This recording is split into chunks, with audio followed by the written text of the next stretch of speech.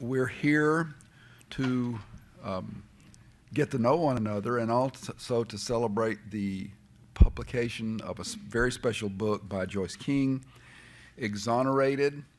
Many of you have already read that, and so you know what's in it. Some of you have lived through something similar to that, so you know about the life that's depicted in it. But we're very honored to have Joyce. She's a longtime friend of mine and of the Dallas Institute. And I am going to introduce her and then turn it over to her, and I will reappear later when she and I take our seats here for an interview, a kind of a conversation.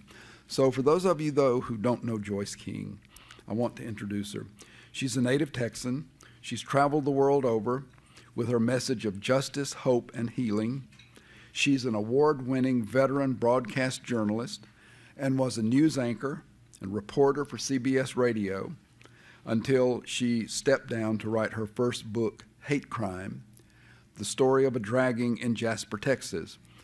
I think probably all of us here remember that event if we haven't read the book. And it's a powerful book indeed. It was published in 2002. It was critically acclaimed and received widespread coverage and discussion everywhere, from Good Morning Texas to the Oprah Winfrey Show. And Joyce has also written a memoir, Growing Up Southern. White Men I Met Along the Way is the subtitle of that one. And her freelance articles have appeared in numerous newspapers and journals across the U.S. And at present, you may have read her work in the Dallas Morning News, USA Today, where she frequently appears, and other publications. She's an SMU Honors Department lecturer and a William S. Morris Distinguished Lecturer. She served as one of the original hosts for the Writers Studio, an NPR affiliated radio show featuring best-selling authors produced by the Writers Garret under the directorship of Ms. Thea Temple. Joyce was appointed by Governor Rick Perry to serve as his representative at the Cancer Prevention and Research Institute of Texas, and she is honored to have been the first non-lawyer appointed to serve on the board of directors of the Innocence Project of Texas. I'll ask Joyce now to come to the podium and take over from here for a while. Thank you, Joyce, for being here.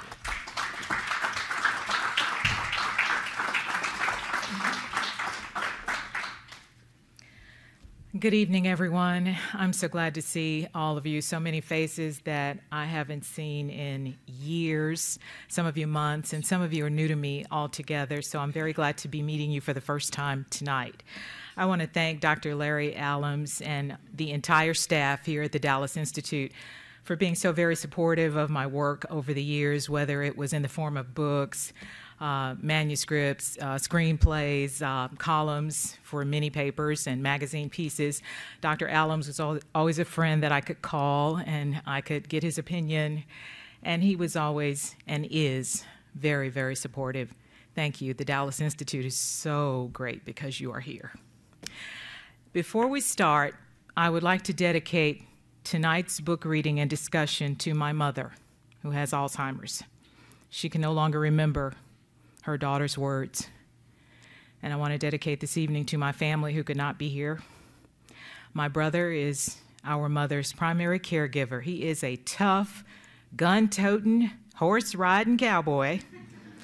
I have to tell you about my big brother. Not many men would have left a busy life in our native Houston to go to a little town in Louisiana to take care of the woman who raised us. But he is her 24/7 caregiver, and they so desperately wanted to be here tonight.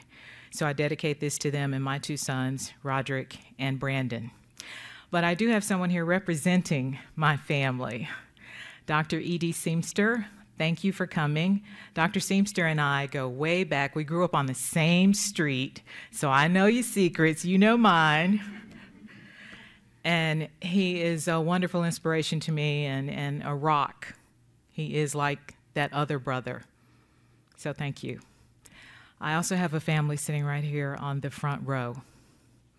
And they are a family of men that I would like to introduce you to. But before I bring them up, I want to give you some numbers.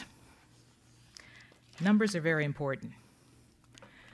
Let's look at Dallas, Texas. I call it, when I'm traveling, the DNA exoneration capital of the world. Not just the United States, but the world.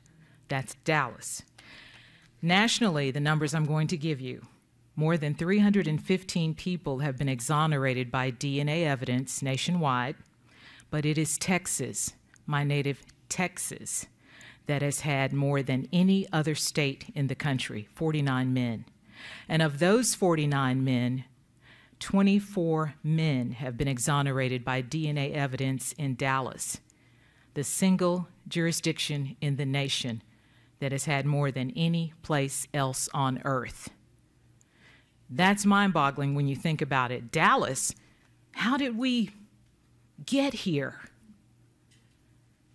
And I hope to delve into some of that this evening. I would also like to address non-DNA cases because I get asked this all the time. What's the difference between a DNA case and a non-DNA case, and how many exonerations have there really been? There have been more than 1,400 exonerations across America that are both DNA and non-DNA. The non-DNA cases, of course, have no biological evidence and are much more difficult to prove. So we may never know how many truly innocent people are locked up. But I hope that stories from the gentlemen who are here tonight, like theirs, and also stories like mine about James, will help people to really want to learn more and do more, because I consider myself an ordinary person, constantly being thrust into extraordinary situations. And it is how you answer those challenges that build your character. So think about it the next time you say no. Now I want to bring up my family, these handsome gentlemen who are sitting here on the front row. We actually invited about 10 exonerees, and for various reasons, some of them could not be with us this evening, and they did send their best wishes. But when I call your name, I would like for you to come up to the stage and stand with me. I would like for you to stand for James because he was your brother. Let me tell you a little bit about these guys. It is an honor, I know most of them, to have worked with them, to have fought for them, to have gotten to know them. I've broken bread with them, gone to coffee, gone to dinner. I went to a movie with an exoneree once. He's not here, so I can tell it. And I'm like, dude, why did you pick this movie? This is awful. It was James Waller. We went to see Hairspray, and I was like, I so don't get it, but I have been to football games with Charles Chapman. He's gone to my son's Little League games. So these men are family to me, and I'm so happy that some of them were able to make it tonight. We know that one man is not here. James Lee Woodard spent 27 years and 4 months in Texas prison for a crime he did not commit. The great insult to him was not only was it a murder he did not commit, it was a murder of the woman that he loved, the only woman that he had ever loved. 9,855 nights. James Woodard was known as Texas inmate 323-771. 323-771. I'm going to ask his brothers to now come forward. These are men who are wrongly accused, wrongly convicted, and were wrongfully incarcerated. Charles Chapman, would you come up, please? Charles spent 26 years in prison for a crime that he did not commit. And when you read Exonerated, you will find out that Charles was only released about 3 months before we got James out. And so I got to know Charles quite a bit, spent quite a bit of time with him. Come on over. Thank you. Thomas McGowan, would you come up? Thomas spent 23 years in prison for a crime he did not commit. And Thomas and I, well, he's a man of few words, so I did all the talking in the conversation. Thank you. Is Johnny Pinch back here? Hi. I would love for you to come up because this is the lone man sitting here that I've never met. So like you, I'm meeting Johnny Pinchback for the first time. One of the reasons I invited Johnny here, he spent 26